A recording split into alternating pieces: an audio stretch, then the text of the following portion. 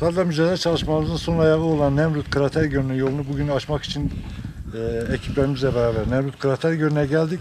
Fakat bizi çok büyük bir sürpriz bekliyordu. Bugün 6 Mayıs tarih itibariyle yoğun bir kar fırtınası ve tipiye yakalandık.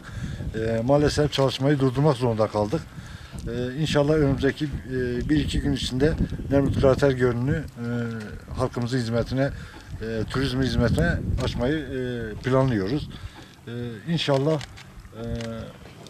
pazar günü veya pazartesi günü vatandaşlarımız artık rahatlıkla Nemrut Krater Gölü'ne gelip gidebilirler.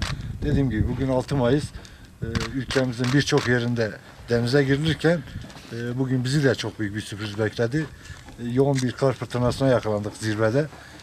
Maalesef çalışmayı dediğim gibi durdurmak zorunda kaldık. Hava şartları elverişli olursa cumartesi pazar günü inşallah burayı halkımızın hizmetine açacağız.